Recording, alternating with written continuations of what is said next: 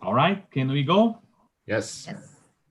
Okay, so, well, good morning, everyone. So here we are again with our meeting, meeting of the ILF Research Group, ILF Brazil Research Group, and it's a great pleasure to welcome one of our All right, here we go. Yes. friends and scholars. Good morning. So today we are going to begin. I'm going to introduce Yasemin Bayyurt, and the group will just. I need to okay. Just take.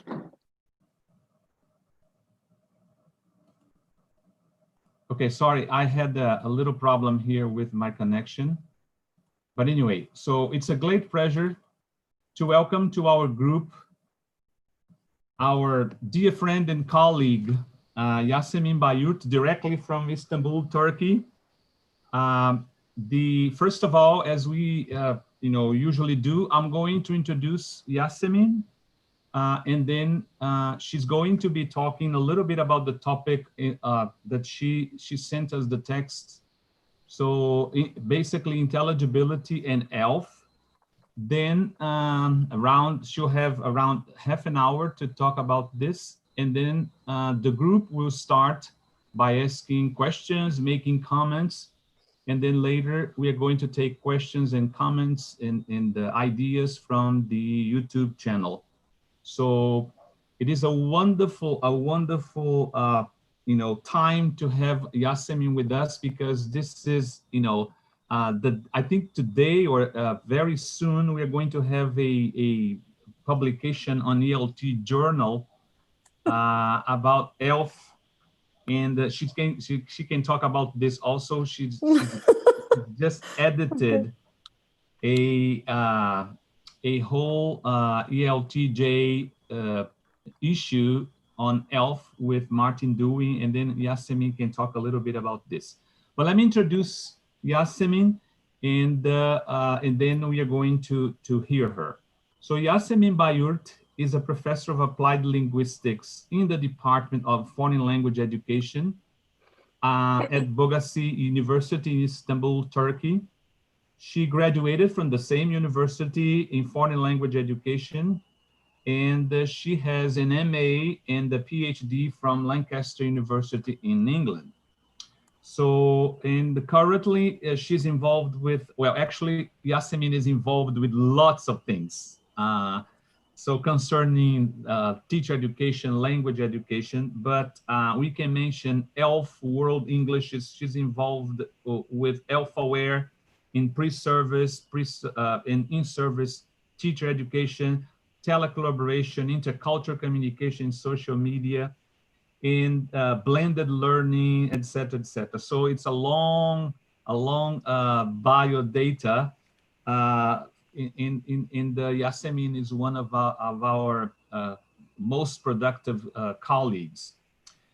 She edited with a colleague in Turkey this book, part of the DELF collection, called Current Perspectives on Pedagogy for English as a Lingua Franca.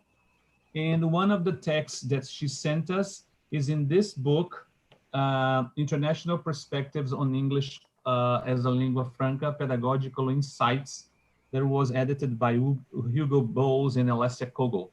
So I would probably stay here the whole morning talking about all the publications and the projects that Yasemin has been involved with.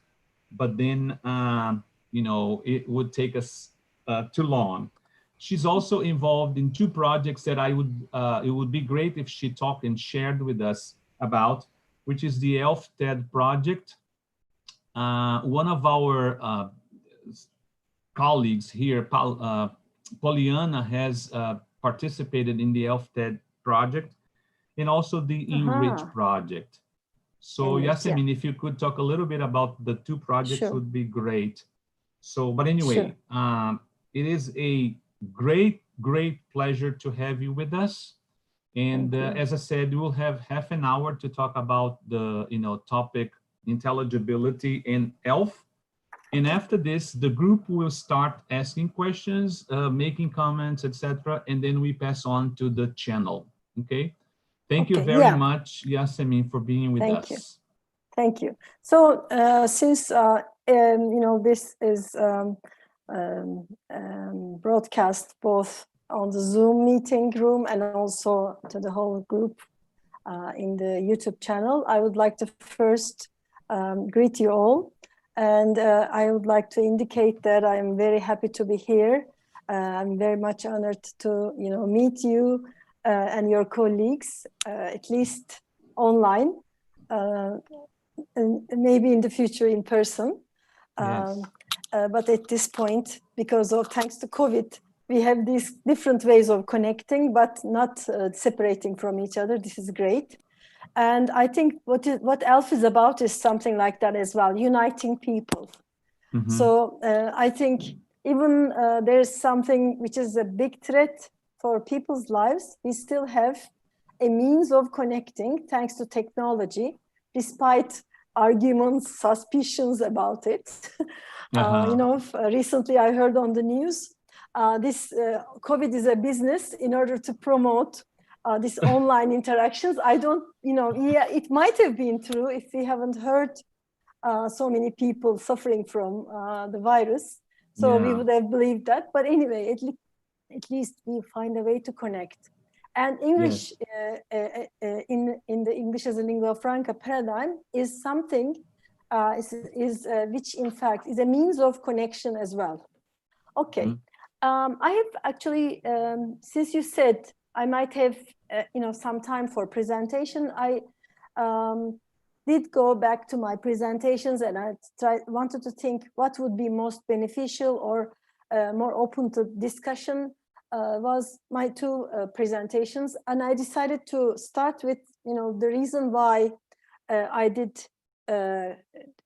conduct research on ELF teacher education and why I was interested in ELF pedagogy, and on the other hand because I assigned your colleagues and you some readings, I wanted to give you some connection to what I have done in terms of intelligibility, because it comes up in all the projects that I've been doing, and and the teachers have similar concerns.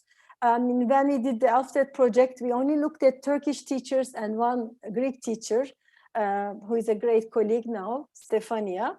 And over there, we did actually only hear their voices.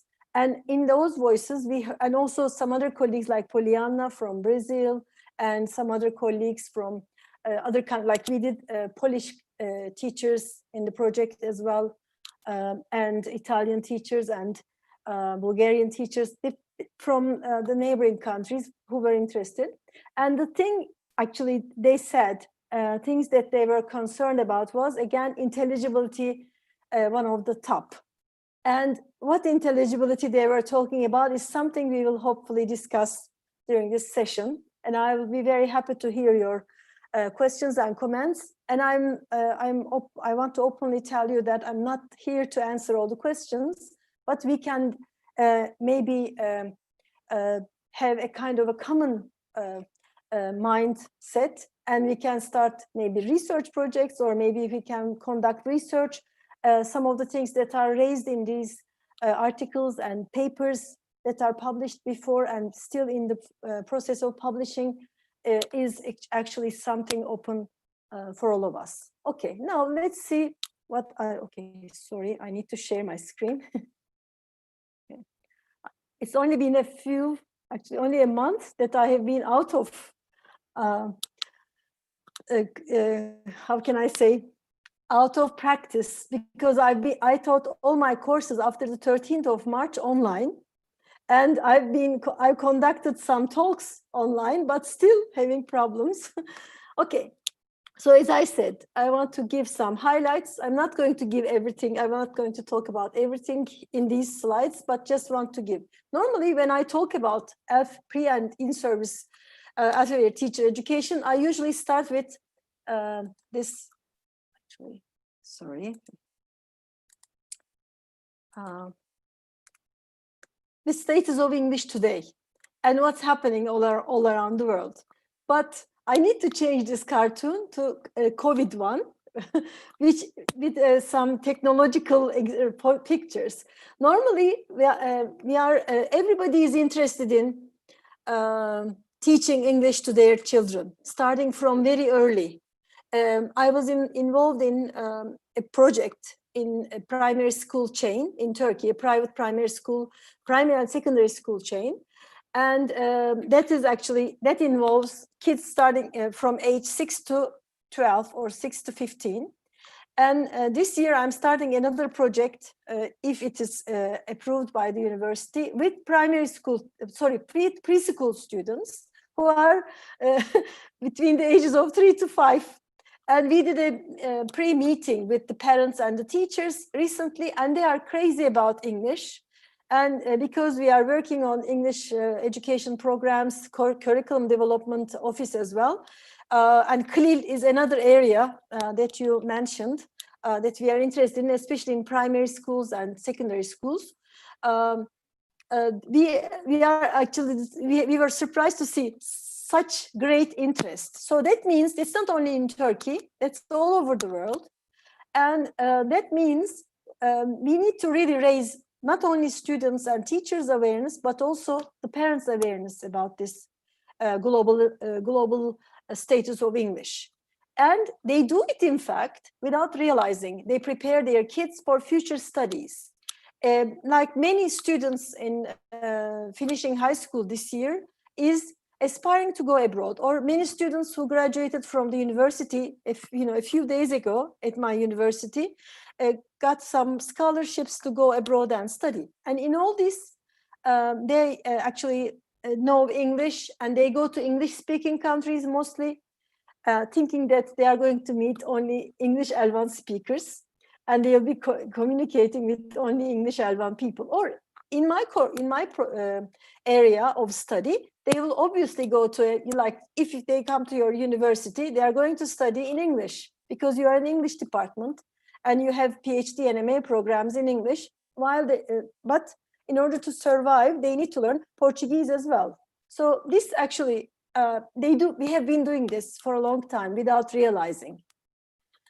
Okay, so that actually goes without saying. I want to quote Mackay: English is the passport to access modernization, global world, and most of all, a prestigious way of life. So without realizing, we do promote this. Okay, obviously there are 3 phases. We all know about this. The first is immigration to North Africa, South Pacific, colonization, rise of Anglophone USA, and globalization and technological advances. And Schneider has published, actually, I think 2nd or 3rd edition of his book recently. I can't remember now, because of excitement, please excuse me, Edgar. Very recently he published it. I'm sure he has updated it in line with the current developments in technology and maybe the changing normals in the world. So this is actually not a new area of study. It was in 1980s, somebody called Stevens, which I heard from my late professor Attekin many years ago. He did talk about how English was spread around the world. And in my earlier presentations, in early 21st century, end of 20th century, actually now we change centuries, Savio as well. I always use this slide to show how English was spread. And now we cannot imagine where it is now. It's everywhere. It's in the tips of very young people. Okay.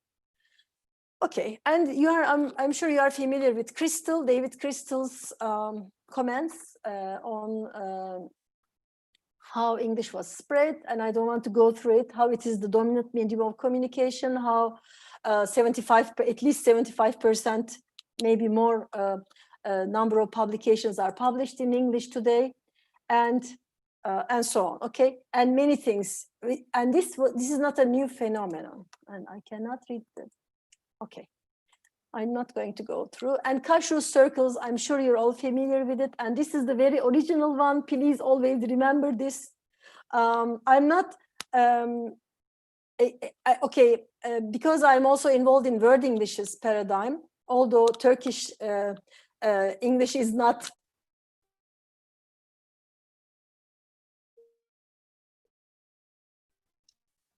variety, okay, and it's like Brazil. I know it doesn't really. I know it's highly criticized and it has many drawbacks, but it gives us some good sense of location. Okay, so but this is the very original one, thanks to my colleague Susan Hilgendorf, who gave a presentation many years ago at Boğaziçi University. She's a student of Kashru. She told my students very openly that this is the original one. The concentric circles is not true because it has a different implication symbolically, because then there's a center and it spreads from the center. But in this one, it is emerging, it's growing, okay? This is much more humanistic, much more meaningful and more inclusive. So it is a growing figure in that sense. So it starts from there and then spreads. The other one is, gives, how can I say, wrong message. Okay, so anyway, I don't want to, okay. So now we live in changing times, changing Englishes. And with the spread of COVID, everything is in English. And now the world has understood the value of a common language, because all the information that you gather from the world is in English. So everybody at least have an understanding of English as far as COVID is concerned. Okay, when we think about EFL versus ELF, and in the post-EFL era, as with my colleague Nikos Sifakis, we did several times this presentation. We separated it into two phases, EFL and post-EFL era. And the EFL era was what we were actually trained with. And we had the normative mindsets, and we looked at the situation from a native speakerist perspective. We acted as English teachers, we acted as the custodians of English, and so on. And we did not have a life outside the classroom as learners of English in the past. I didn't have a mobile phone, I didn't have a computer at home, nothing. I didn't know about these things. And I come from a household in which, when I was very young, we did not have a telephone in our house. We had to go to our neighbor to telephone people. I do tell to my undergraduate students about this. It's like history, but it's not far history. Anyway, 50 years ago, maybe 45 years ago, okay? And now we live in the post-EFL era. And here, the students have their own life outside the classroom with English. And this has been written many times. This has been, published, presented, and with so many scholars. And here, the learners, in fact, use English outside the classroom. In our Enrich project, because you said that, sorry, I just want to mention this. We collected data from secondary school students, where they did tell us that they are, after class, they go home and play games. And this is how they improve their English. And they complained about their course book, for example. I'm sure, actually, Luis Guerra talked about it in the previous, meeting of your group. And they didn't like the book. They said, how can you, they brought it to us while we were doing the interviews, put it on the table, and they said, how can you learn English with this book, okay? So, and then I said, how can you speak English so perfectly? Because we were intending to speak in Turkish with them. And we prepared our interview questions in Turkish and in English. But the group was international. We had some students, because Enrich project involves multilingual, multicultural contexts. We had immigrant students in the group, and the Turkish students wanted to speak in English. And we were amazed about their level of competence in English. So they told us that they learned from, not from the classroom, but they learned outside the classroom, and so on. So this is the life that our learners are living through right now. So we cannot think that they are going to learn English only in the classroom. So we need to, in other words, bring into the classroom more authentic uses of English. and give them chances of using English. And believe me, they are using English more than you think they are, okay?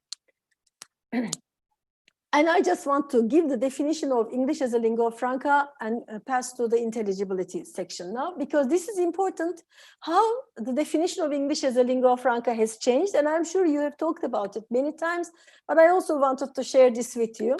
In a webinar that we did with the Enrich group, I did actually prepare these slides, and I just want to go over them with you. When you look at the earlier definitions of English as a lingua franca, you see that it is conceptualized as a construct, as a shared common language that is inherently multilingual.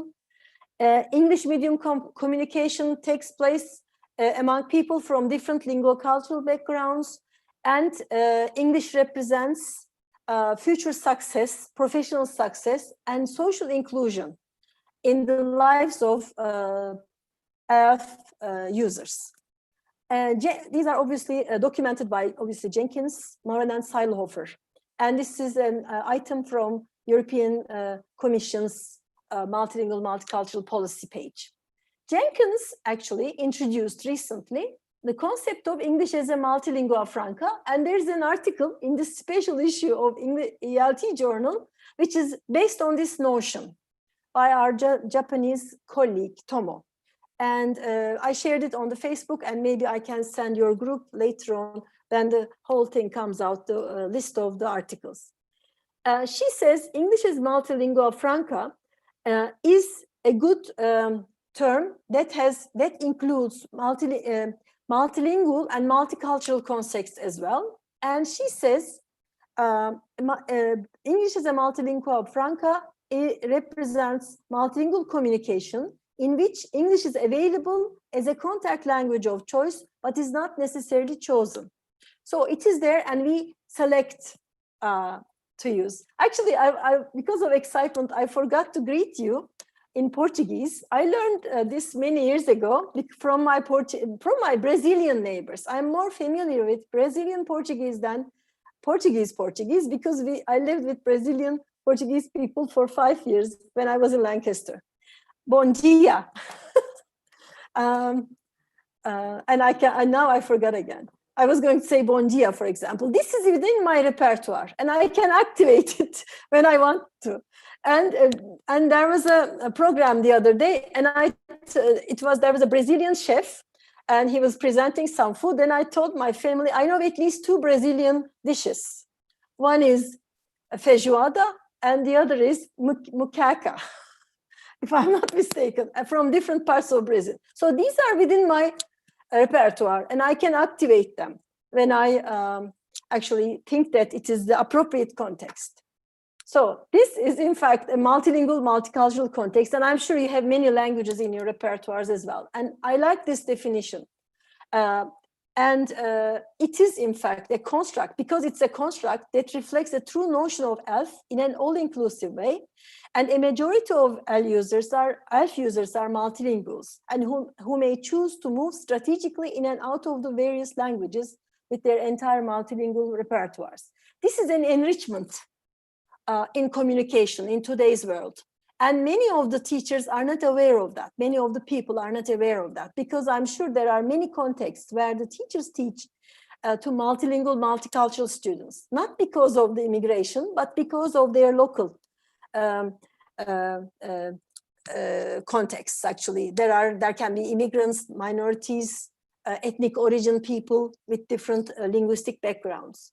EMF, English as a multilingua franca, also encompasses the processes of an individual's efforts to use all language resources, repertoires for successful communication, whose characteristics overlap with that of the theoretical concept of translanguaging, thanks to Ophelia Garcia and Kanagaraja, with essential differences, obviously, between these constructs, because we are actually we have to really take into consideration different fields of study and different ways of conceptualizing, but there are overlaps, definitely. And I'm so happy about that. I'm sure you also covered translanguaging at some point in your meetings, which I'm not going to consider today. in our way of conceptualizing ELF awareness in ELT, with Fakis, my dear colleague, we have defined what we meant by ELF awareness in ELT as follows: the process of engaging with ELF research and developing one's own understanding of the ways in which it can be integrated into one's classroom context through a continuous process of critical reflection. This is very important. Design, implementation, and evaluation of instructional activities that reflect and localize one's interpretation of the ELF construct. So in fact, we introduce teachers a platform where they will be critically reflecting. So ELF actually as a construct is something that they are already familiar with without realizing that it is ELF or ELF context or ELF involved. They are in fact involved in it. I have in the ELT journal, the article that I contributed with a colleague of mine, two colleagues of mine, is about CLIL and ELF connection. There are people who've worked on CLIL and ELF connection, like Ute Smith and Julia Hüttner, my dear colleagues from Vienna University. And they are working on higher education contexts. We did look at the same situation from a secondary school education context, and in which context we were not allowed to use any ELF or ELF construct openly. We did it, actually, we have selected course books that were international, like national geographic books, where the topics were not directly related to like inner circle countries, let's say. Here I'm using it as a reference, not necessarily like English L1 context, like British or American. So we have selected these books, and it was because it was content and language integrated learning. The teachers were very much focusing on how they were going to present content through language, okay, that they wanted the learners to master, to learn. And it was more engaging, more interesting for both teachers and the learners during the process. So at the end, we found out similarities between this study and the studies I have carried out earlier on ELF-aware teacher education, where the teachers were not really, were making a lot of effort without realizing that, how they are, without realizing that they could do it very easily. They could integrate an ELF-aware perspective very easily. So in both cases, the teachers looked at the context from a more critical point of view and more realistic for realistic purposes, and they focused on using English while teaching English, okay? So this was something that we covered many years, that we were trained to become when we were, when I was an undergraduate student about 3 decades ago. Unfortunately, it's been such a long time. And I couldn't understand what communicative language teaching was, although I made lots of efforts because I came from a very much grammar-based background and so on. So this actually, in this definition, with Nikos, we tried to give an understanding, a comprehensive definition of how people can integrate ELF and English language teaching. Okay. So I'm sure again, you might have talked with Nikos. I just want to remind you of these 3 important aspects of ELF awareness. Awareness in ELT that he has published in Applied Linguistics Journal in 2017 online, 2018 in the issue. So there are 3 levels of ELF awareness for teachers. One is awareness of language and language use, and it involves engagement with language and so on, and refers to already like syntactic, morphological, lexical, and phonological, pragmatic, sociocultural uses of features of English. And the second one is, our intelligibility level is in fact related to the first level, like engagement with language. It is like phonological aspects. So when we talk about intelligibility, we are in fact referring to this point. But later on, if you analyze the data further, you come up with how it is related to teachers' instructional awareness. So how they can integrate teaching of pronunciation, or how, or not explicit teaching, maybe implicitly, with how they are doing corrective feedback in the classroom when the students make a pronunciation mistake, for example, and so on. This is related to instructional practice, how the teachers, in fact, view the way they teach English and how they should be teaching it in a way. The realization of whether they are involving real uses of language in the world today, representing the global characteristic, multilingual, multicultural characteristic of English. And the third level is the most difficult level, awareness of learning.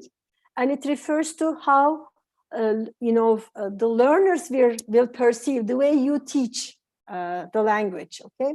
And this is the least researched area, I think. And nowadays there are some attempts on looking at data from student interactions and students' interaction with ELF and their perspectives.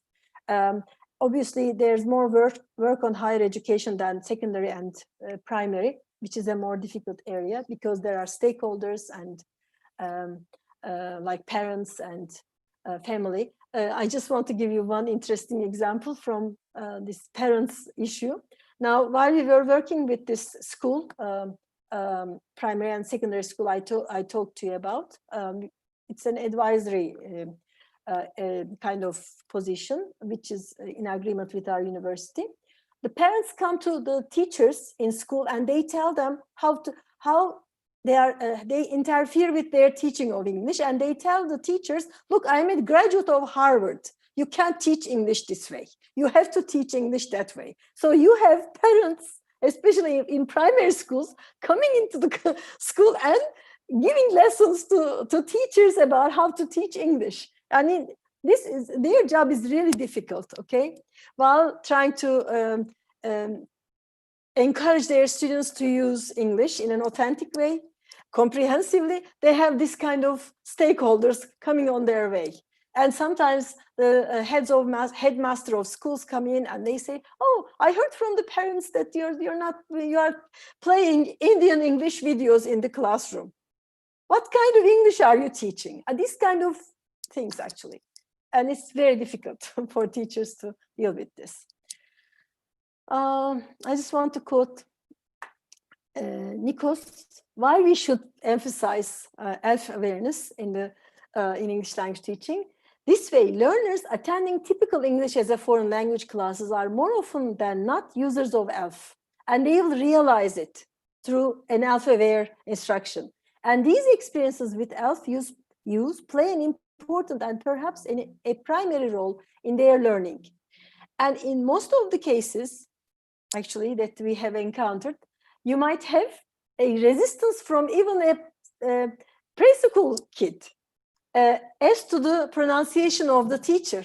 Like my niece, when she was 3 years old, she told her mother and father that she's not going to go to school because her teacher speaks English with a funny accent, Russian accent. Her teacher was Russian, okay?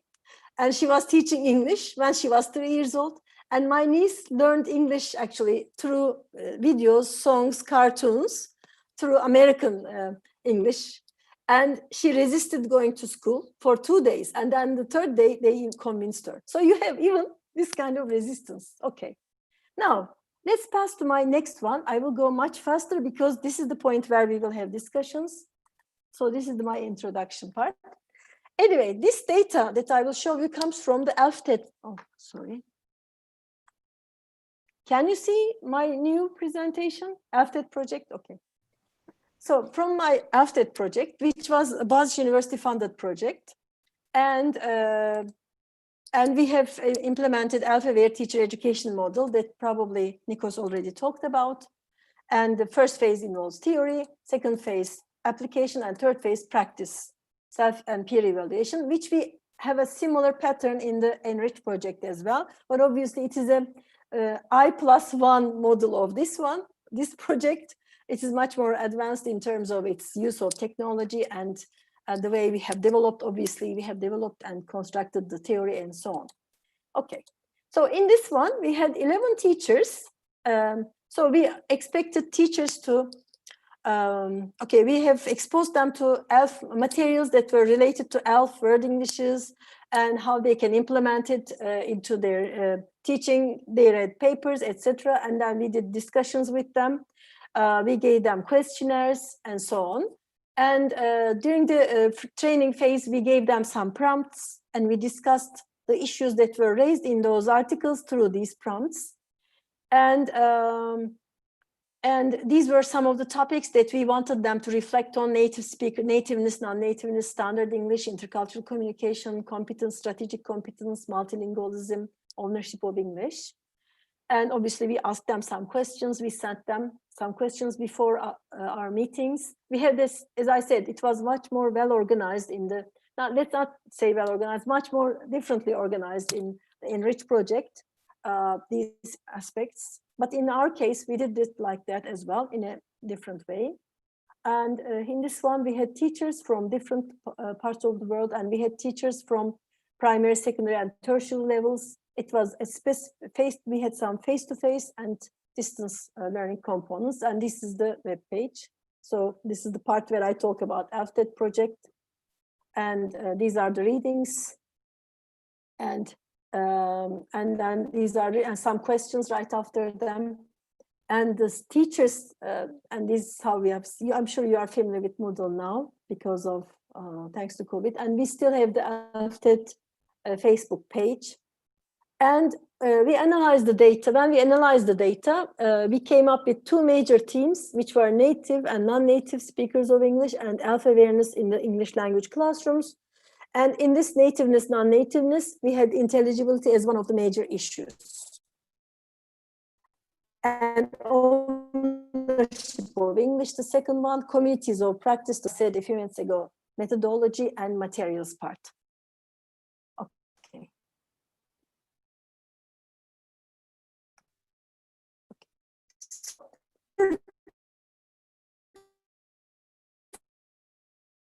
Briefly talk about the readings we have in 2 minutes. It was seen in the earlier phases in BAM Goes 1998 says, a one-way process in which non-native speakers are striving to make themselves understood by native speakers, so our native speakers of English. But Smith conceptualized that, and he said it is necessary for every user of English to be intelligible to every other user without categorizing them as native or non-native. And obviously, Munro and Derwing later on gave a much more comprehensible definition of this. In relation to ELT, you can find this article in Key Concepts written by Yazan, 2015, on intelligibility. I just wanted to take some parts I thought which would be useful.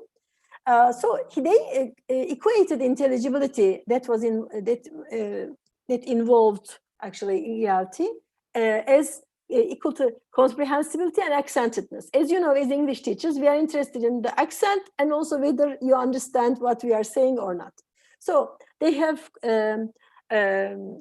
defined these three: intelligibility, comprehensibility, accentedness, as like the first one is speakers is the extent which the speaker's intended utterance is actually understood, because from the way it is being pronounced and expressed. Comprehensibility, whether it is difficult or easy for the listener to understand this utterance. Accentedness is how you perceive this utterance, okay, as an L2 speaker of English, and how it is being perceived by the hearer. So accentedness is that. I speak with a Turkish accent, most probably, because I prefer to do it this way, and I feel that I'm understood by others. And I pay a little bit more attention to use English while speaking with other non-native speakers of English, because this may be incomprehensible variety for some other, for the other English speakers from other countries. So this was comprehensible. And then I just wanted to talk about Jenkins. She speaks about the importance of accommodation in her 2000 book on pronunciation of English as an international language. And she says, L2 users of English make adjustments to their speech in a strategic way by converging or diverging from the interlocutor's speech. And sometimes you find yourselves as if you are speaking the way that the hearer is speaking. And so successful communication does not only depend on how we pronounce words in English, but also on the extent to which the interlocutors are prepared to accept the way English is used by L2 users of English. Maintaining a positive attitude towards English, mainly. Okay, so this is from Munro as well. Okay, and Smith, as you have read in the article, divided intelligibility into three phases, three components: intelligibility, comprehensibility, and interpretability. Although what he was at the time referring was based on his knowledge of pragmatics and intercultural communication, it still applies to our language learning and teaching situations. So intelligibility at word recognition, word and utterance recognition, comprehensibility, whether it's understood by the hearers, propositional level, locutionary, and interpretability is the meaning behind the words, which has cultural aspects as well. So let's have a look at how our teachers, okay, I don't want to go into this, how our teachers conceptualized, okay, oh, sorry. I have given examples from two groups here. One is from primary school teachers, when we asked them to comment on intelligibility, they said ELF speakers focus on meaning rather than pronunciation.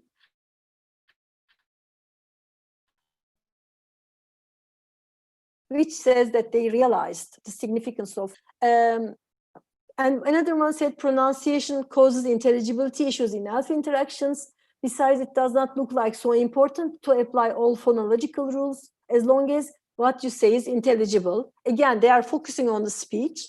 I don't have to imitate a native-like accent, but I have to be intelligible by pronouncing words clearly and intelligibly, says one of the teachers. So again, they are focusing on the spoken variety and the way they pronounce words and they realize. And this one from secondary teachers is more supportive of what Munro and Derwing said actually in the previous slides.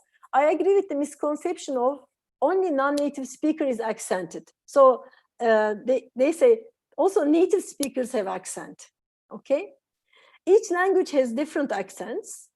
Speaking with accent does not mean lack of intelligibility.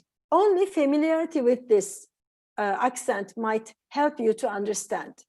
I like this because I'm watching a British TV series and recently a new episode was taken, and in that episode, Death in Paradise, okay, it is taking place in the Caribbean, and I love to see those beautiful seasides and etc. And there are French English speakers there. I like their accents as well, and the French descendants, British descendants, they speak English with a French accent, with a British accent, with a Caribbean accent. And a new actor came from England, and he speaks with an Irish accent. He is the most unintelligible one for me in that film now. So it is actually a matter of perspective and perception. And I would kill if I had the earlier mindset I had many years ago, I would have made myself feel bad because I couldn't understand Irish English speaker. But Irish is also another language. He's probably bilingual. And I hear that in his accent. So I like this example for that reason. And the second example, what is interesting for me is that monolingual norms are undesirable in some contexts, such as pronouncing the words according to the RP. And we cannot insist on merely the native speakers represent what is intelligible. Again, my example. Within all this, I mean, the one that I can't understand is speaking Irish English, which in some cases is considered as a native or English L1 variety. Okay. Anyway, now I go to slide 40. In most of the cases, the teachers who participated found ELF a straightforward notion, and they have shown even a minute, but still an understanding of ELF-related issues, such as the connection between pronunciation and ELF, standard English and ELF, and so on. And they also agreed to the idea of implementing it. Obviously, we have to look at how they implement it in the classes in order to understand, make a more meaningful decision about this.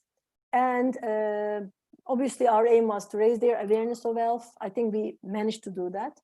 And to research to what extent such awareness should lead to ELF-related classroom practice. And in general, teachers found their experience of engaging with ELF literature through a system of responding to reflective questions rewarding. So I want to stop here now. And I'm sure you are familiar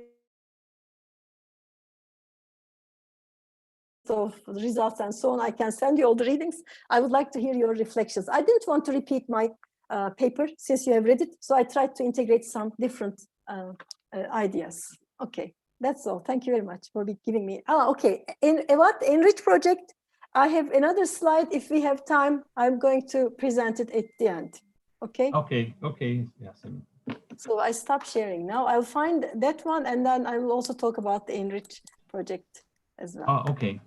Well, thanks a lot. So actually, it was great to, you covered a lot of things here for us to discuss. Oh, so did then, I? oh, wonderful. It was really great because in many ways, so when you describe the Turkish context, both on the side of the teachers and parents and students, so I see a lot of similarities to, our context here, yeah. Especially when it comes to resistance, yes. right? yes, so, yes. So then what I'm gonna do, I'm going to pass on because we have an hour.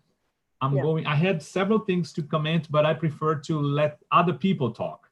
So then I'm going to pass on.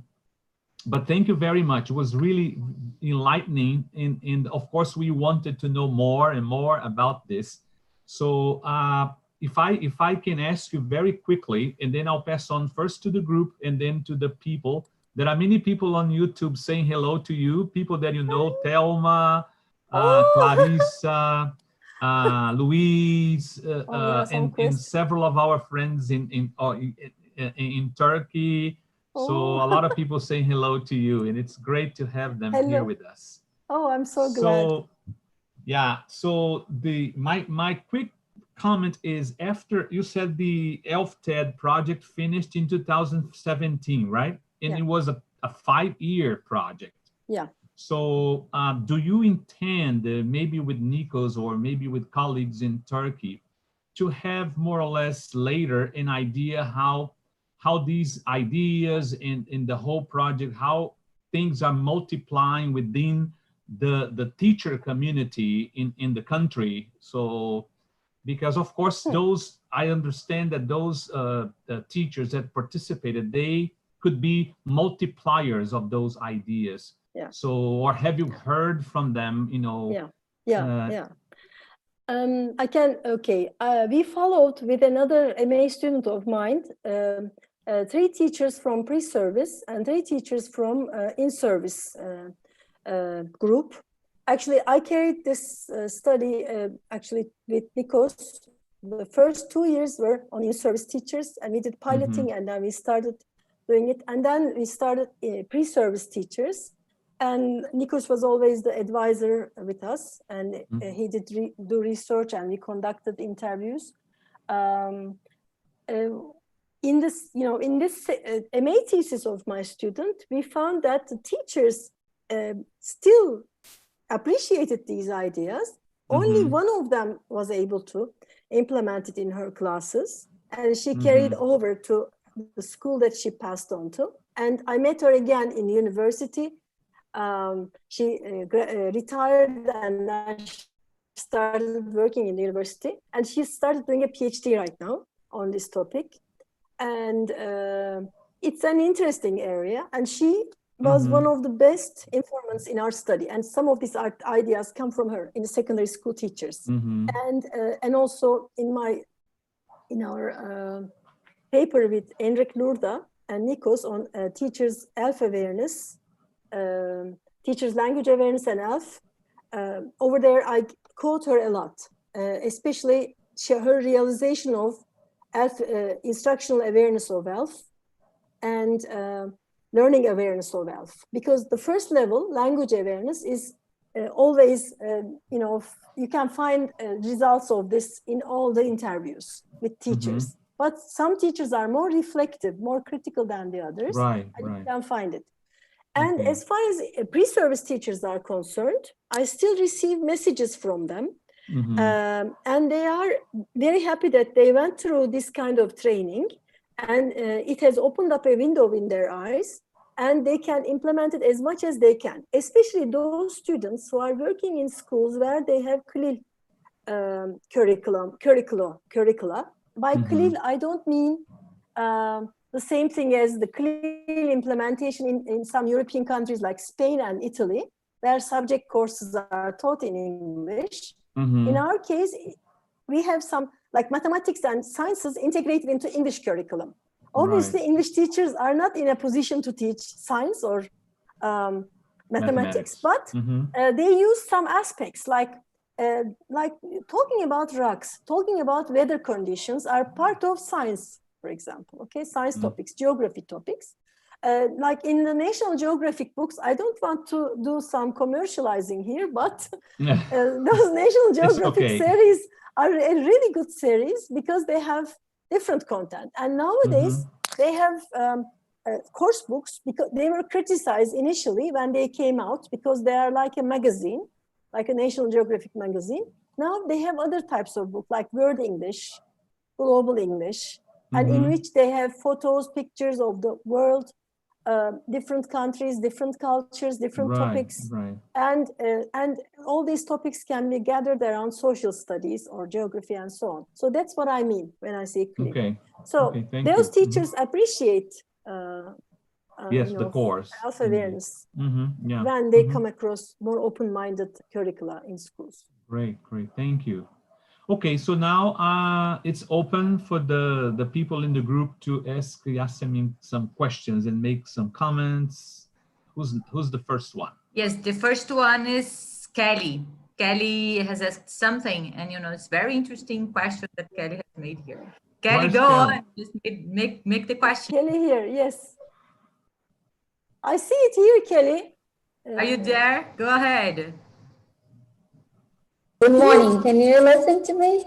Yes. Yes. Welcome once again, Yasemin. Thank you. Thank you. Professor Clarissa came to our group and she also spoke about intelligibility, and she said something really interesting. She said that it can be negotiable. Do you agree with her?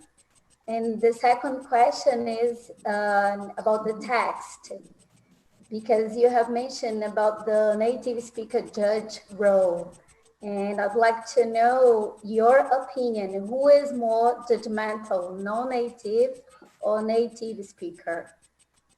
I couldn't catch the second part. Yasemin? No, she said if who's more judgmental in the interaction, a native speaker or a non-native speaker, in that the interaction is negotiable. That's and then she wants to know your intelligibility is negotiable. Yeah, intelligibility is negotiable. Yes. She says it is negotiable, right? Yeah, I agree with her. That's why I said at some point we accommodate each other. So like Jenkins's point about we diverge and converge in order to make meaning of it. Like obviously we talk about people who have a certain level of proficiency when we are talking about intelligibility as well. And over here we are only referring to spoken intelligibility.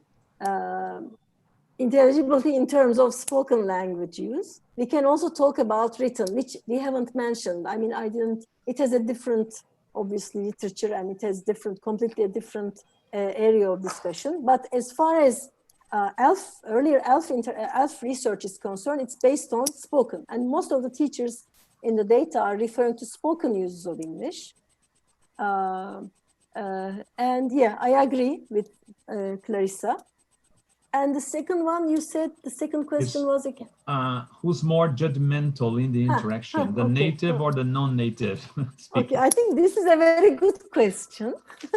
I would say non-native speakers.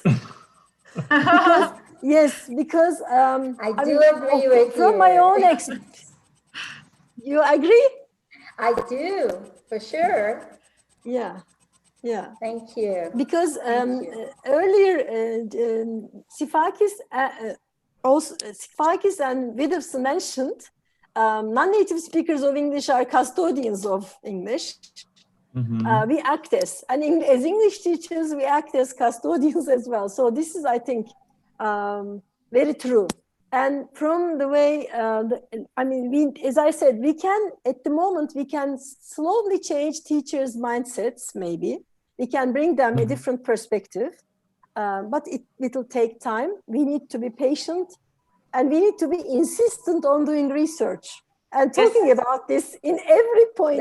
Even if you are criticized badly with the audience, you can get some interesting questions from the audience, but you should insist on going and giving talks about this and writing papers about it, because change takes time. We should always remember.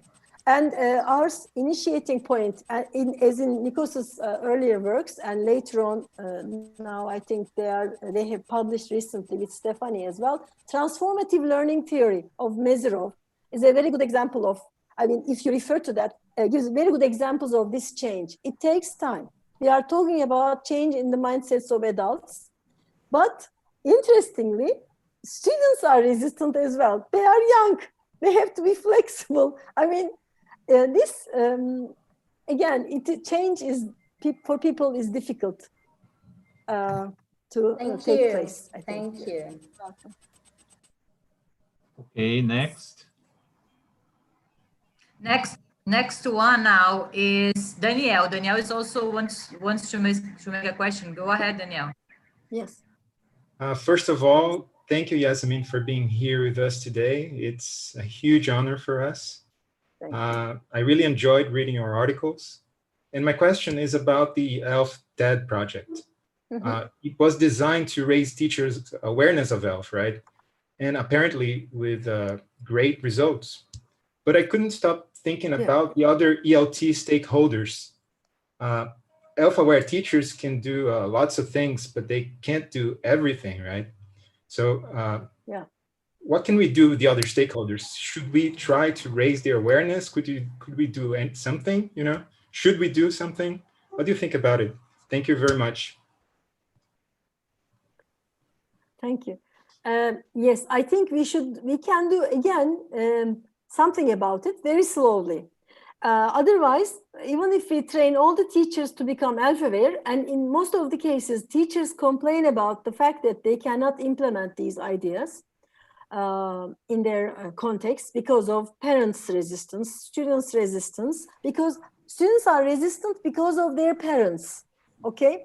They are, especially primary and secondary students are very much dependent on their parents, and their parents look at their notebooks, homeworks, etc., and they constantly check them. And what happens is they come and interfere with the school, and they talk at home about these issues. So students develop kind of prejudices against pronunciation, for example, the way English should be taught. They have great ideas. Everybody knows about how to teach English, for example.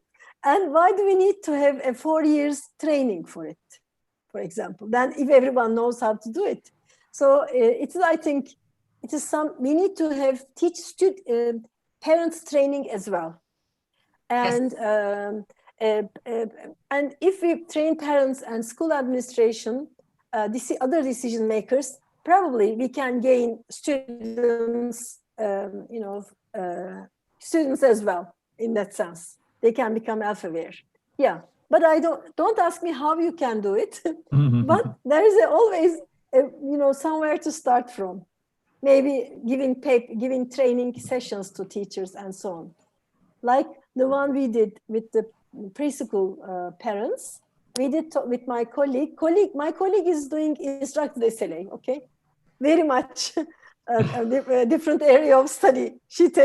All instruction takes place in class, and I'm completely different. This is why we are working together. So then I told her that I'm going to talk about the fact that English is a global language, and our aim is not to teach them grammar or vocabulary only, but how to communicate globally, okay? So I am doing it in every meeting, but you cannot do it explicitly, as explicit as you can do with teachers. I don't know. It will take time. Thank you, Daniel. This is a very good question. We have to think about it further and do further research on it, I think. Thank you, Yasemin. Thank you very much. And we would answer the same way, Yasemin, in our context. It wouldn't be very different. Definitely. Yes. Okay, next. The next person who would like to pose a question is Priscilla. Priscilla, you there? Can you talk? Yes, I'm here. Oh, hi. Hello. First of all, thank you so much to make me part of this discussion, to let me in this discussion, because I'm a big fan. I'm a fan of Yasemin. And I mentioned on my Facebook page just now when I shared the link that your research and Nico Savio's, Thelma, your research helped me build my dissertation when I was studying. So thank you for everything first. So happy to hear that. Yeah, I'm so glad. So Priscilla was in Southampton. Yasemin. Yes. Yeah, I was studying my master's in global Englishes. So I read a lot of your research there, and I'm really happy to be here now. So the title of my dissertation was something like Embracing and Resisting ELF. And my question comes in something like this, because in your research, Nico Savio, and my own, I noticed that teachers, they like the concepts, like they get kind of empowered, like, I can speak my own way then, because I can be a model to my students. But at the same way, they resist it because they want to be praised for good pronunciation, for example. So when a native, for example, that happened to me, and that makes me reflect and come to ELF research. When I was teaching in the US in a Black college, and a teacher there praised my good English, that I spoke better than my colleagues, my classmates that were Black American students, that were native speakers. So that's something that I didn't feel comfortable with that remark, and I started studying about it. So teachers, they look for praise, being praised for their pronunciation. Here in Brazil, they do accent reduction courses and things like that. So my question is, do you think that it's possible to embrace and resist ELF and try to move on the awareness continuum, as Nikos has this continuum? Is it possible to move in this continuum of awareness, embracing and resisting it at the same time? I'm missing your question. Can you repeat, Priscilla, please? Priscilla, can you repeat? Because I think my internet connection is sometimes funny. It's probably my internet connection, because the weather here in São Paulo is terrible. It's raining cats and dogs. So it's raining a lot. So do you think it's possible for teachers to embrace and resist an ELF perspective to their own language development, or for their English language teaching in the classroom? Is it possible to embrace it and resist it at the same time, and move in the ELF continuum, move their awareness to be more aware? Or do you think it's impossible to embrace and resist it at the same time and be aware of ELF? Yes, I can say that. Okay, this is not an easy question to answer first. I know. I tried to answer it. It's impossible. But from my experience with the teachers, they and in many of the presentations and many of the publications, we mentioned that the teachers get the idea, buy the idea, like it, and then they want to know more about it.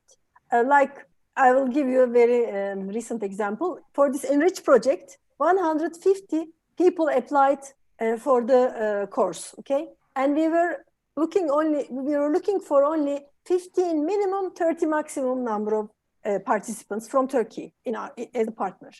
What happened was, at the end, we gave 66 names because we couldn't decide.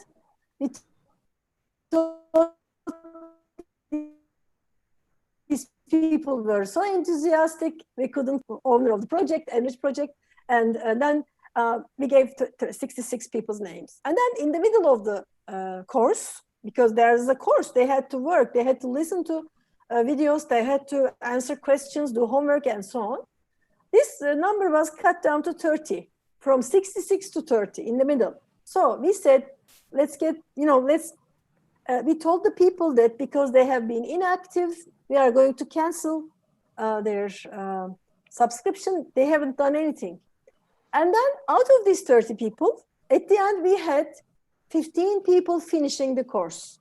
So this shows actually the teachers are very enthusiastic about these ideas.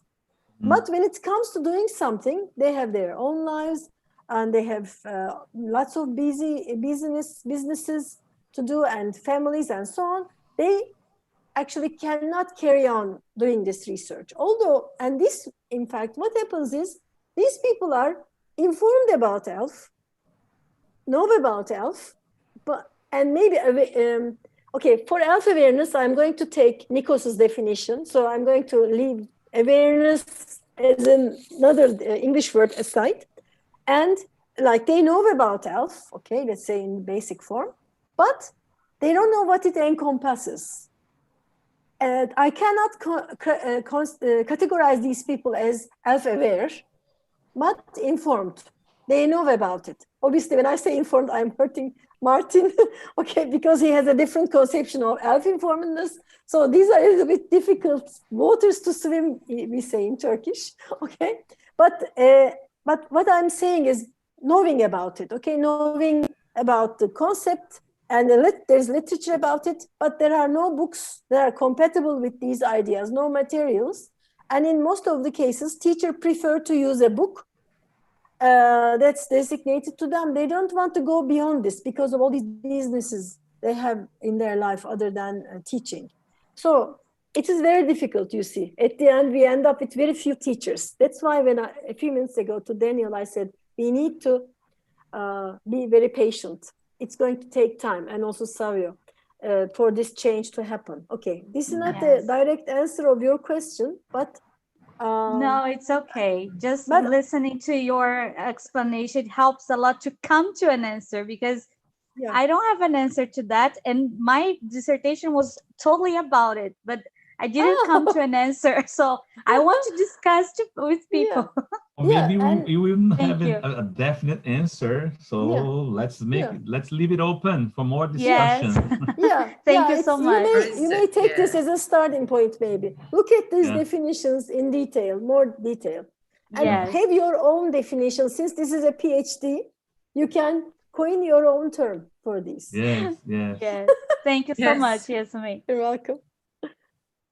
Okay, then the next person who likes to speak is Poliana. Okay, Poliana.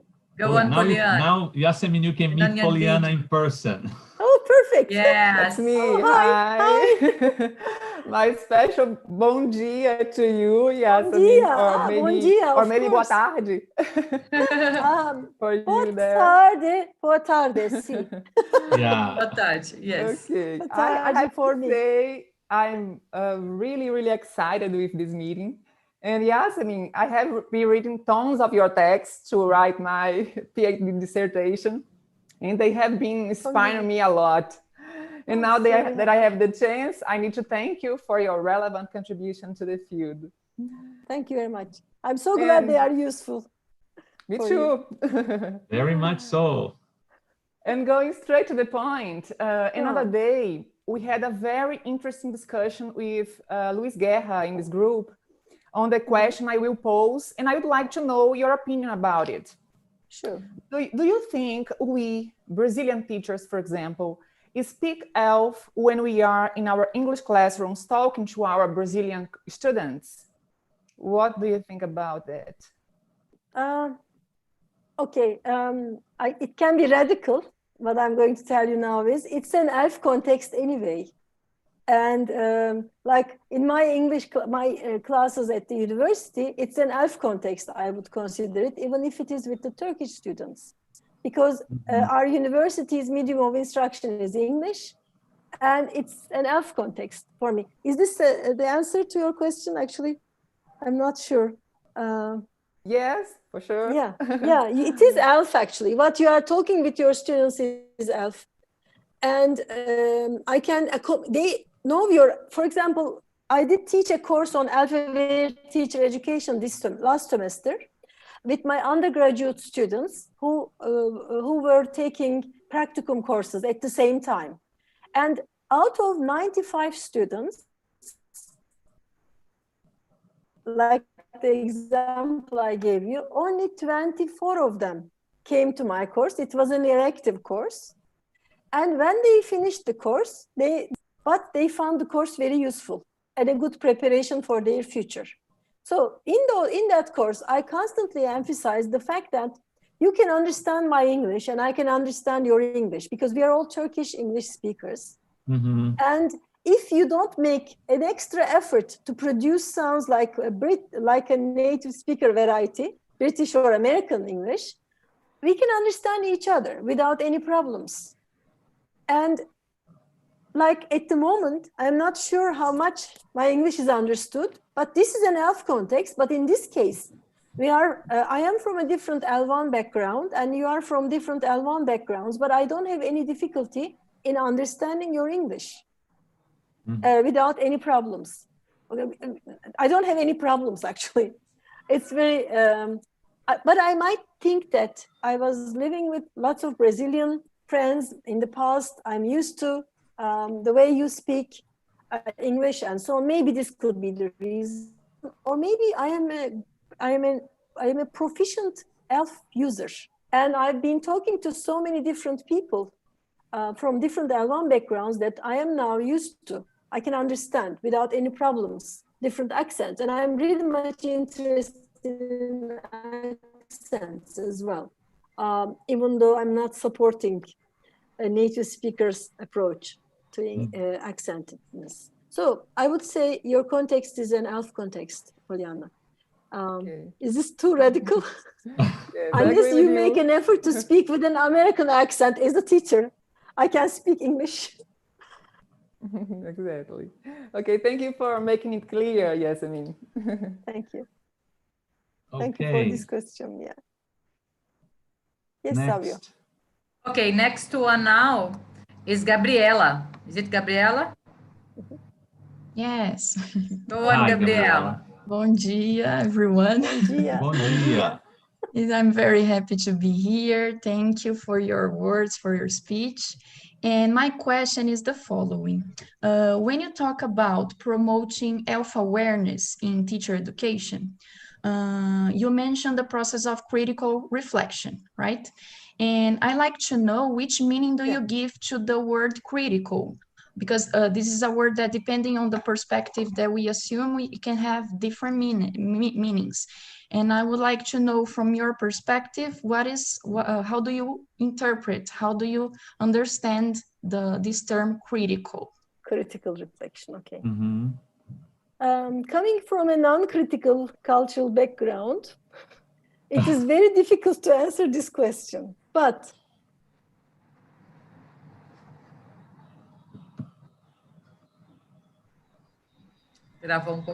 because of this project and my involvement in critical pedagogy. Sorry, I think you froze a little bit. Can you just rewind a little on your answer, please? Okay. Coming from a very uncritical cultural background, it was very difficult for me to understand what I meant by criticality for a long time, and because of my journey in this, profession, let's say, with my PhD students and so on, we explored lots of stuff. And with this ELF project, I explored stuff further. So, what I mean by criticality is going beyond what they are introduced in class. Like for teachers, let's say, they are given some course books, for example, not accepting what is given to them the way it is, going beyond the text. Like if you expect a teacher to be critical about a text on, let's say, preserving wildlife, preserving whales, or preserving dolphins, or protecting dolphins from this ruthless people who are using them for their entertainment purposes in some shows and so on. Like asking the students to do further research on how these people train dolphins, for example. And the text is about dolphins and how they are entertaining in those shows, and asking the students to do a little research on how these dolphins become such amusing. So they have to go through all this suffering stuff, how they are being separated from their babies, how they are, trained, and cruelties and so on. So they'll become more sensitive towards these topics: preservation of life, wildlife, animals, animal rights, and so on. So bringing into their attention something that's presented to their students, going beyond the text, could be one of them. Another one is like with the teachers who we trained to become clear teachers, we wanted them to use some lesson plans we prepared during, the meetings with the we call them formateur in Turkish, but I don't know what the English word is exactly. Like, we are training some people to prepare lesson plans. There's a group curriculum development committee, and we train them, and then we prepare lesson plans, suggestive lesson plans for teachers. And some teachers take the lesson plan and use it as it is without doing much critical reflection about how we wanted them to do it. Just they do it. And an example is, okay, I think we wanted them to cover a topic about schools, different schools, and how the students perceive their school as separate from the others. And they wanted them to talk, the topic of that week was school, okay? My school, your school, my building, etc. And the class, and it was in English, of course. And the teacher wanted the students to comment on how great their school is as compared to another school. And after my observation of the class, I wanted to talk with the program coordinator and the teacher together, because that's how we are doing. We prepare the lesson plans, and then we observe classes, and we give feedback to teachers. And I told the teacher, Jan, for God's sake, how can you prepare your students to be so, I don't know, discriminatory? I said that it's a discriminatory practice. I was very direct. I was very angry, okay? Mm-hmm. Because how can you implant in young people's minds such issues like this school is better than the other because you are learning English 24 hours. In the other school, they are learning English for 5 hours. They were comparing. You cannot do that because there are differences. People's opportunities can be different. It can be related to some, facilities, like money is an important determiner there, and so on. So I told the teacher, as a teacher, you should not be bringing up such issues in the classroom. You talk about your school, what good assets of the education in your school, and so on. Why do you ask them to compare it to a state school, for example? In state schools, the students learn English only 3 hours a week. In a private school, they learn English for 15 hours. So this is because this is not being critical, okay? This is, I don't know what. So that's another example. I think when I talk about criticality, I mostly mean the teachers' implementation of the lesson plans in classroom, and they're going beyond the text, but not this way, like comparison with other schools or conditions, like the whales, looking at wildlife, or organic.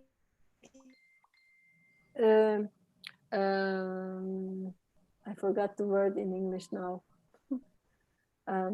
Organic food, for example, how they are grown, and organic markets. And in one of the classes, for example, the teacher asked the students to go to an organic market and bring into class, as a warm-up activity, bring into class their observations. Example, one organic food, and they wanted the students. She wanted the students to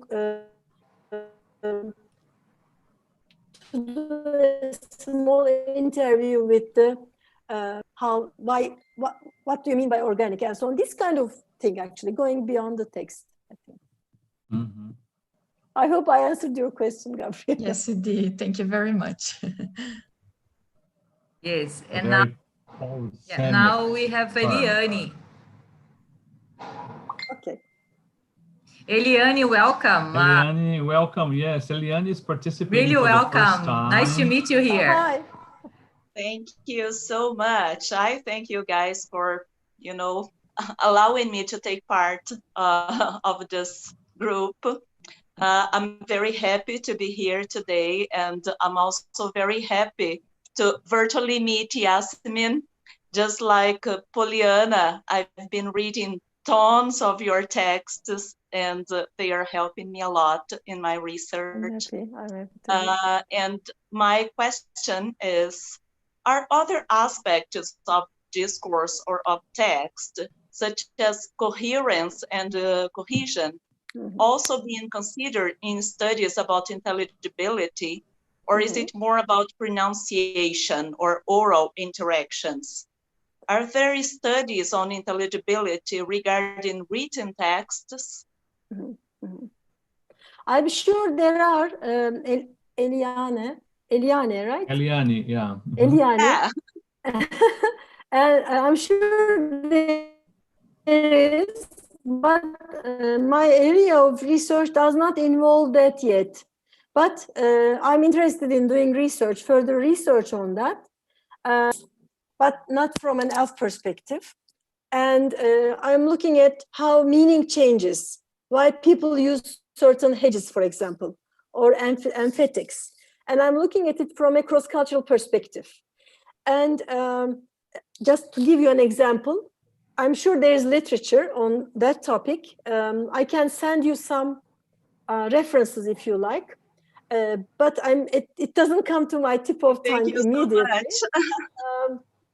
For example, we did an experiment with our graduate students some years ago, and we were looking at emphatics and hedges, okay, in academic discourse.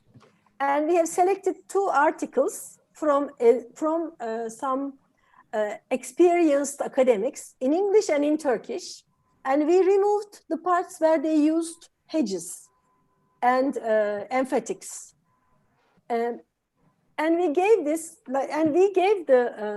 people who were taking the kind of test, let's say, some options in which we had the correct option as well, the original option as well, but also all these options were acceptable, were correct, so grammatical.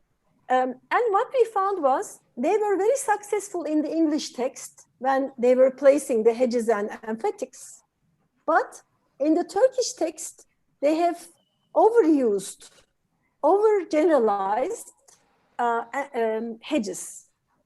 Turkish academic language does not have hedges, okay? In Turkish academic language, we are sure of everything. We use more emphatics and more affirmative sentences rather than using hedges. So we take all the responsibility as the writer when we write in Turkish. So the funny thing was, these students who were English PhD students doing their work on English language education, they were writing their theses in different aspects of ELT. They have selected the hedges, which were not correct in the Turkish text. Then we had interviewed with these students. We found out that they learned, for example, how to write in English. And that's why they were using more hedges when they actually transferred it into Turkish. So I want to just connect it to ELF a little bit. We need to really have a look at how ELF users actually write academic texts. There must be some research in that area to see how comprehensible their written texts are. Because comprehensibility can also involve spoken texts like like the examples I gave in the article I sent you, at the level of intelligibility, comprehensibility, and interpretability. So it also involves comprehension. But in the written text, we need to have a look at, obviously, different genres of writing, different traditions, different languages, and how they are transferred. I just have a question to you. Do you learn how to write in Portuguese in your primary school or secondary school education? Like the way you learn how to write in English? In Turkey, we don't have such a training in primary school or in secondary school. Like we don't learn how to write except from like the way we learn how to write in English. So when we write in Turkish, we transfer, especially as academics, we transfer from English to write. So then, not in our English maybe, I don't know how intelligible I am. Sometimes your writings may not be well proofread sometimes. I'm sorry if I had any problems, because some journals give significance to proofreading, some don't. So you may come up, and some also don't want to interfere because you are an ELF. We are in the ELF era, but the important thing is whether it's intelligible or not is very important. Comprehensible or not is very important, I think. And that's how I would say. We need to do further research, I think, on that topic. Mm-hmm. And maybe you should write your thesis about it if you're not already doing it. I will send you some articles though, okay? Thank you so much. But as I said, I don't have much evidence, so that's all I can say. We have lots of questions there on the channel. We have to go we fast. do. We have one more here, Savio. I think we're going to go to the last one here. Yeah. Which is going to be posted by Arnaud, and then we are going to go to YouTube because people are interacting a lot. Yes. Questions, and there are nice things to discuss. So I hope I'm not saying the last question around us, and then we are going to the YouTube questions, right? Okay. Yeah. Okay. So Arnaud, go on. Hello, good morning. Welcome, Professor Yasemin. Thank you very much for your contributions to our group. And I'm going to be brief. As you know, structuralism dominated all over the world in terms of second language and learning acquisition, second language acquisition and learning. And in Brazil, it was not different. And forming this linguistic habit, forming the linguistic habitus was one of the strategies used, advised by structuralism process. My question is how to modify this linguistic repertoire and obtain a freer way of communicating without being misunderstood in our communications, because this kind of model was appropriate, used to incorporate the native speakers model. Actually, I couldn't understand exactly because of, I think there's interference. Okay, let's see the. Okay, you wrote the question, right? Habitus, okay, habitus, yes. Okay, the habitus linguistica, one of the strategy used on second language acquisition. Okay, yes. That's okay. And this was viewed as a kind of correct model to be followed by non-native speakers. Mm-hmm. Okay, yes. My question is, what can we do to modify this process such a way that we can become freer to express our communications and be understood by anyone? That's a very good question and very difficult to answer, actually. Isn't all ELF research about it? And when you look, obviously there are different ways of looking at ELF research. And since I'm involved in more in teacher education, and learning English, I would say that, first of all, in our project as well, we are very much interested in how teachers conceptualize ownership of English, for example. Okay. If we feel that this English language belongs to us, somehow part of us, part of our repertoire, I'm thinking that English is the language of some others. So in a way, embracing English as part of us will give us some kind of encouragement or a strength to use English. In 2014, just before the ILF conference, we had a small panel in Greece, in Athens. And during this conference, we did in fact presented to teachers, in Greek teachers over there, the fact that, look, you need to see English as part of your repertoire, linguistic repertoire. So you don't have two different brains which you activate when you use English. It's like the idea of translanguaging or multilingua franca, English as multilingua franca concept. This will give us some encouragement and strength to use English. So I hope this is the answer to your question, but when I go into my sociolinguistics class, just before I teach English language education policies in Turkey or in the world, I ask my students, is English your native language? Or sorry, is English your language? Or are you bilingual? Actually, I don't like to use native. And my students say, no, we are not. And we do all this conversation in English. And I say, why not?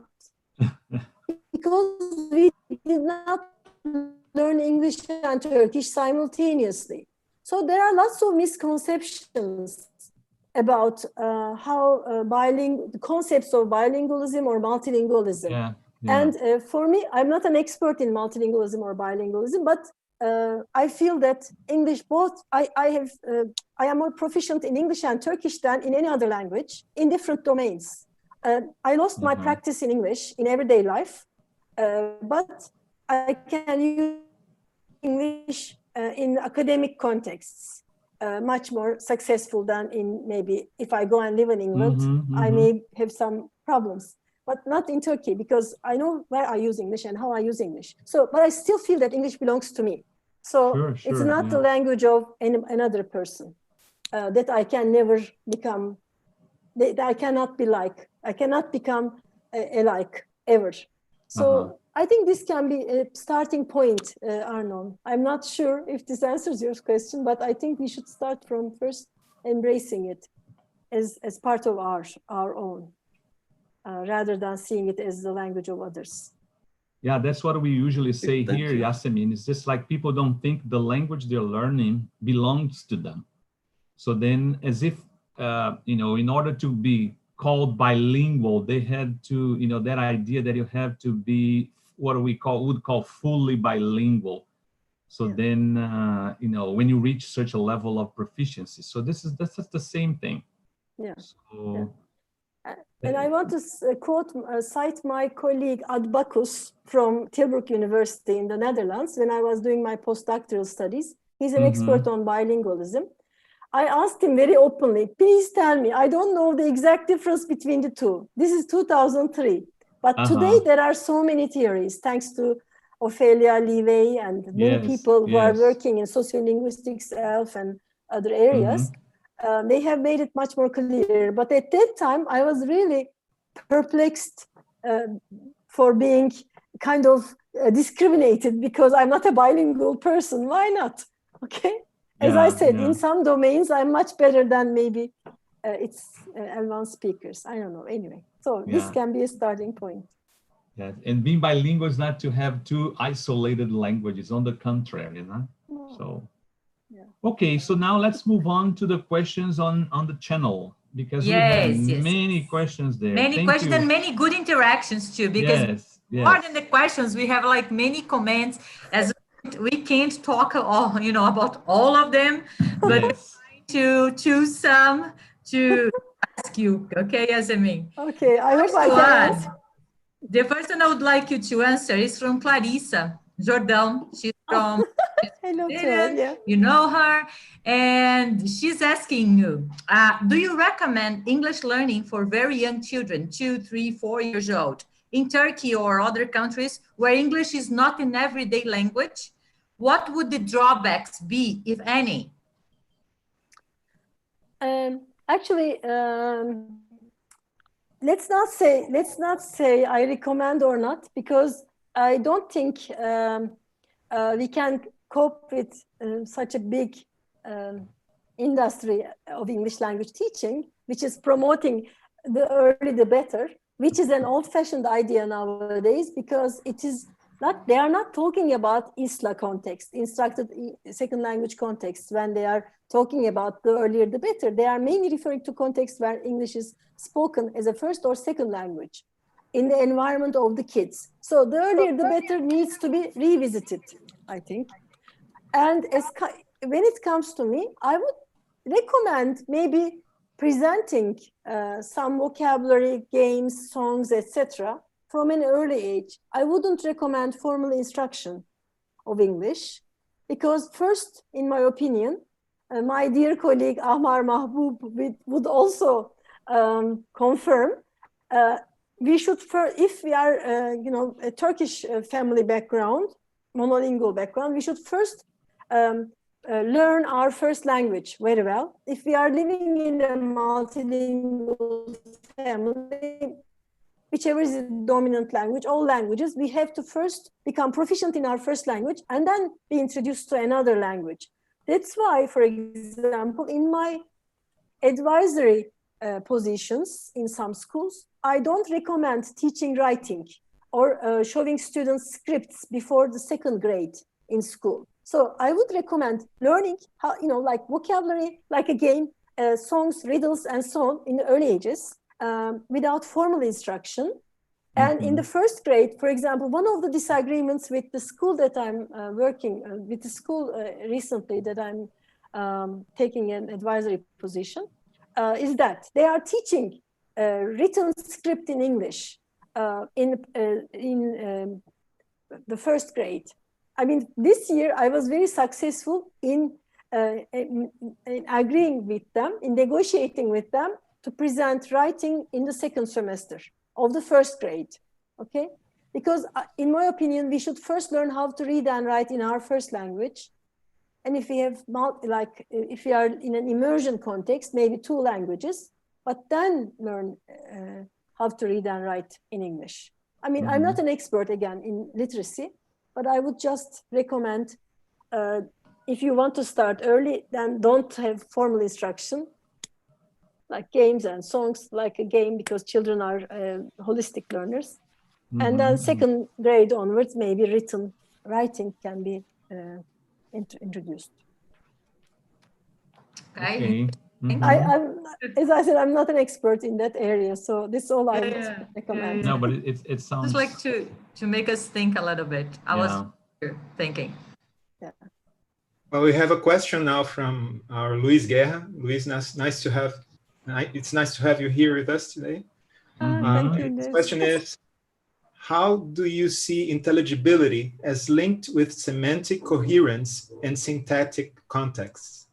In other words, how much can intelligibility be dependent on the vocabulary used and the syntactic structure of the communicative exchange? Can I refer to Smith's, actually, definition of the 3 levels of intelligibility here? The first level refers to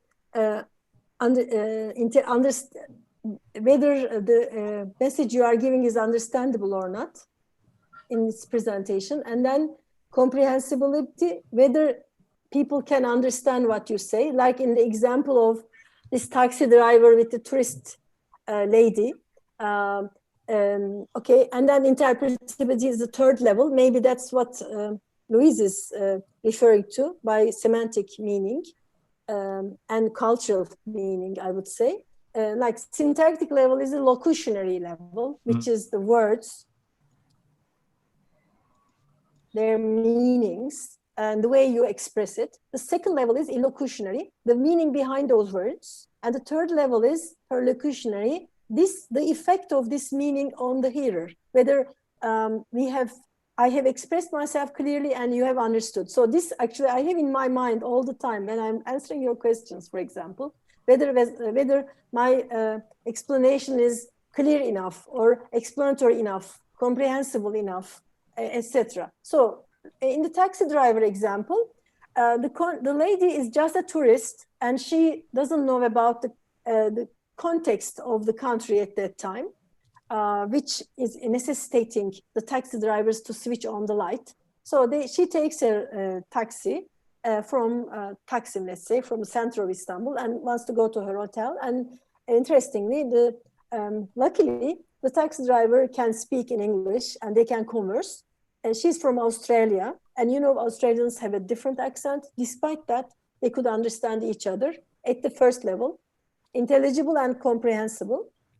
And then when the tourist asks the driver to switch off the light of the car, because in her culture, in her country, it is not secure to have the lights on because she's a woman and it's night and it causes some kind of security problem for women or men equally, because people can identify you from the outside.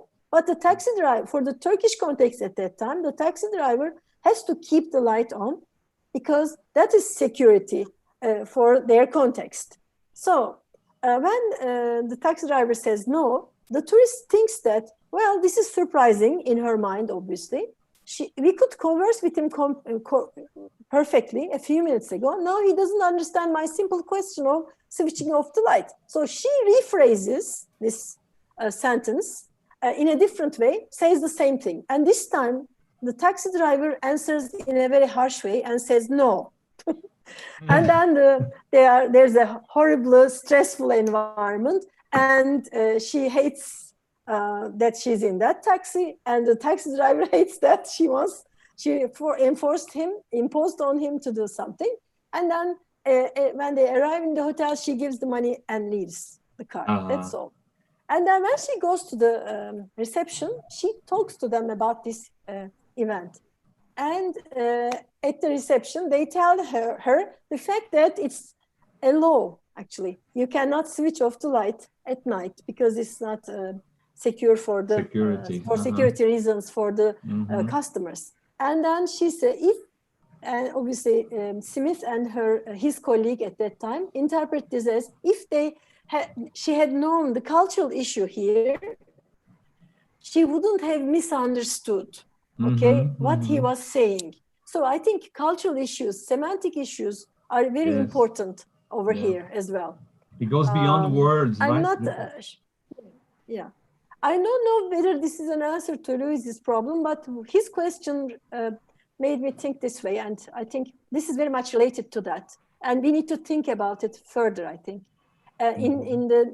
Obviously, this was written in 1980s. Maybe we need to think with a different perspective. There's so much written about it now, and we need to rethink.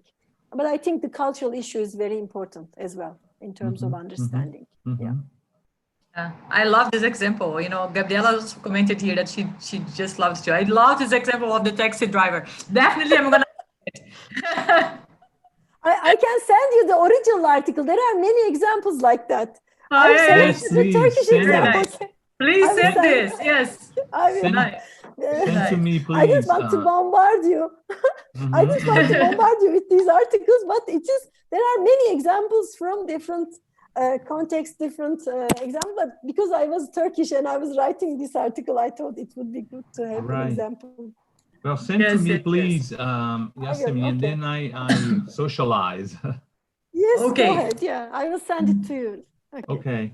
Yeah. Okay, then we have the next question here. It's from Alison Gonçalves, and he says like this: I have the impression that the classroom gathers both students who learn English outside the classroom and students who depend more on the instruction that the teacher will provide.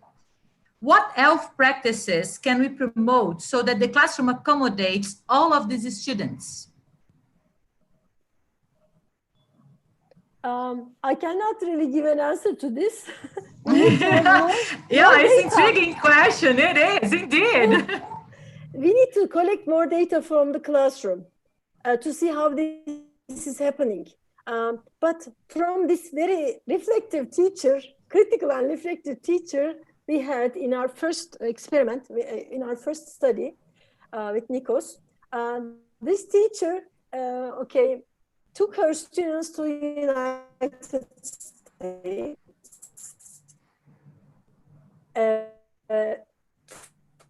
for a school visit, and then her students to Czech Republic, again for another school visit, and she observed her students. And she said that, she reported back to us and told us her students, when they were in the States, they were like, they were a little bit, how can I say? I don't know. You see, cultural issues come here. I have a very good idiomatic expression in Turkish, but I can't translate it. Okay. There are mockingbirds, okay? And there's a kind of fruit. When they eat that fruit, they can't talk, okay? They become appalled. They become speechless. So they have become like that when they went to the States in the presence of native speakers, because they were afraid to speak, to make mistakes. Sorry, they were afraid to make mistakes because our teacher asked her students why they didn't speak so much. After observing them in Czech Republic, as they were like mockingbirds all the time talking, okay, without stopping with the Czech students, because it was an ELF context, and the other students were non-native speakers of English, and they felt themselves more comfortable in the presence of other non-native speakers. They were a good answer to some questions that are related to how we are going to implement it in the classrooms. Maybe we need to give our students some tasks to think about, to reflect back on their experiences and talk about these. And they may become aware of themselves and they're being an ELF speaker, ELF user after these experiences. I think we need to multiply really collaborative projects, Savio. Yes. Yes. Especially. And we need to see how our students converse with other people and bring it into our classroom. There are many secondary schools in Europe. There's a great guy, I can't remember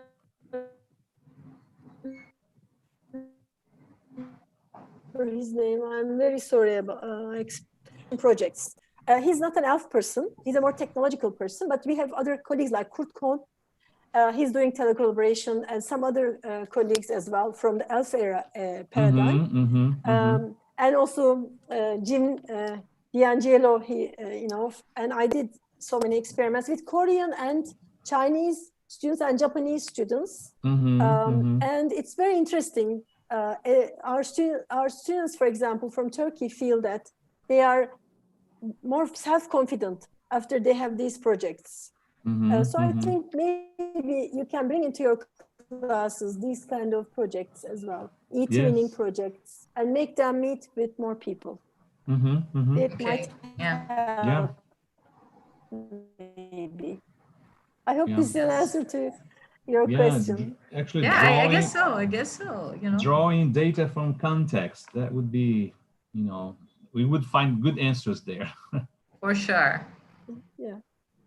Okay. So, Yasemin, Sabi, our time is ending, and we have, I'm going to ask two questions together, right? So yes, go ahead. One is from Thelma Jimenez. Okay. She makes three questions, actually. They are very good. So I'm going to ask one of them. Okay. How is power conceptualized in ELF intelligibility research? And it's very in line with Javier and Angelo asked. Javier asked, I would like to ask if in terms of resistance, have you encountered colonial and racial issues as an obstacle to intelligibility? So one is power and coloniality and racial issues. I agree. I agree, definitely. I think it's going to take some time to overcome these misconceptualizations about accents and how people are discriminated. I think in this examples I gave in my presentation, and some work on intelligibility, like Irving and Munro's studies, I would highly recommend having a look at their original work. And also the key concepts article by Yazan in ELT journal might help actually to give some ideas. In my opinion,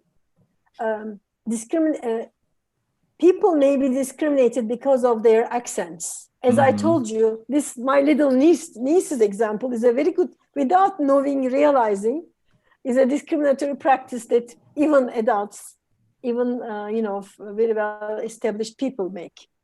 And when they are hiring teachers, for example, I have an article in TESOL Encyclopedia on equity and inclusivity. Many of the non-native English teachers are discriminated because of their accent. They are not hired. And if they are hired, they are paid less than the others. And in the Turkish context, if you have an American or British accent, you immediately get a job as an English teacher, even if you are not a major of English language teaching.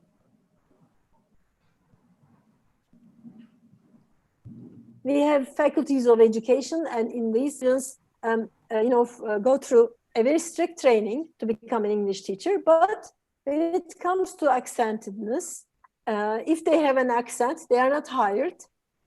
On the other hand, if you are a graduate of an English medium instruction university, and if you did not study at all, English at all, you can still be hired as minutes because you speak with a British or American accent. But obviously, in my article, I also talk about the vice versa discrimination against native teachers as well, because there's also literature on that. So I strongly recommend you to have a look at those. I can't have an answer directly to this question. It's very complicated, but yes, accentedness may cause, even in some established peoples like Kanagaraja, many years ago, gave a plenary talk in in a university in Ankara. And over there, and also in a plenary talk in the Sociolinguistic Symposium in Southampton, I think that one. He talked about how he was discriminated because of his accent when he first went to the States, when he became an instructor. He has in one of his publications as well. So this actually is something that needs to be dealt with. And so it's still, Yasemin, a matter of exercising power, because there are accents and accents. Because it's always this whole idea that, oh, the native speaker, as if the native speaker doesn't have an accent, you see? So basically is the accent of prestige. That's the whole idea of power behind it. Okay, one more. And this question that Danielle has posed, just like concentrates in different discussions that were, people were having in the chat. And it goes pinpointing different discussions in the chat. It was very nice to follow it. And maybe we should finish because it's almost 12 o'clock here. It's almost midday. About to finish the 2-hour session. Unfortunately, Savio, would you like to ask so no more say something else? So that would be the last question then? Oh, it's almost 12. Yes. You see, Yasemin, we could be here for 3 hours, 4 hours, but then it would be too much. But anyway, I couldn't talk about Enrich that much, but we should have another session about it. We do have some other questions in chat, but time is like up. We don't have much time for going. Questions. Okay, so what we can do, we can copy the questions from the chat and send to Yasemin. Oh yeah, I copied them already. And maybe they can trigger some research. Okay. Yes, right? Nice. And together a joint research. Okay. Right. Yes, absolutely. That would be nice. Yeah. So then Yasemin. Okay. Thank you. I was going to say. Maybe we can share results of projects that we have done and we are doing in another platform in the future. Yes, that would be great, because actually, as I said, we have our contexts are very similar. So then basically a lot of what you said about the Turkish context, I think it's very similar in Brazil. So from the more practical to the more ideological aspects. So we have lots of similarities, and of course we have a lot to learn from one another. Yeah, but anyway, I'm going to let you first of all, we all have to thank you for this wonderful 2-hour session that just flew by. And more and more, it's great to see people saying that how much we admire you as a person and as a professional. So we read, Yasemin Bayyurt is a very well-known scholar by our let's say ELFers here, and of course we use a lot of your texts, and we know your work. So then it's great to be with you, to see you and hear you. So usually, Yasemin, at the very end, we ask everybody to open up the cameras, so then we can have a virtual picture of the encounter. Wonderful. Okay. And then I'm going to thank all of our dear friends that came through the channel. And then I'll let you say your final words. Okay. While I invite people in 2 weeks, we are going to have a colleague from Brazil, Joelma Santos, and she's going to be with us in 15 days. Joelma does research she's an English professor, and she does research on ethic-oriented materials. So I think it's going to be a good discussion too. So then everybody who's still here, open up the cameras, and then after this, we take the picture, and I'll let Yasemin say her last words before we say goodbye. So do we have everybody? Everybody say cheese. Yes. Okay, cheese. That's it. Thank you.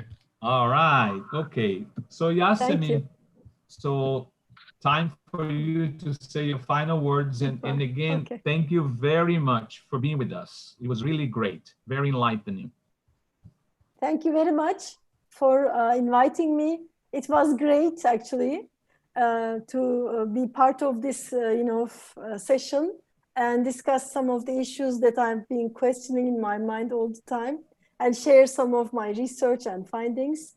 And I'm leaving with more questions in my mind, and hope to see you again in another platform in another day. And I also want to thank all the comments and questions from the audience in the YouTube channel. And this has been an interesting experience for me, and hope to see you all again.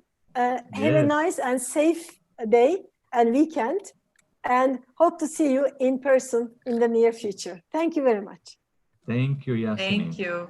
So anybody would like to say something before we go? I think Priscilla, you want to say something? You raised your hand. No? No, I was just applauding. Okay, great. So thank you very much. Just applaud, Yeah. So thank you very much, Yasemin. Thanks everyone for being here, and stay safe, and see you in 15 weeks. By the way, Yasemin, this will be it was recorded, and it will be on the channel. So then if you would like to invite our colleagues in Turkey, in other places to see, it will be available very soon for everybody. All right? Okay, I'm going to advertise this. Okay.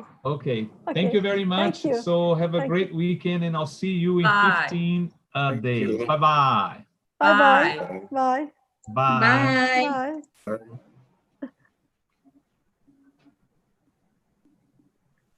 I'm leaving now.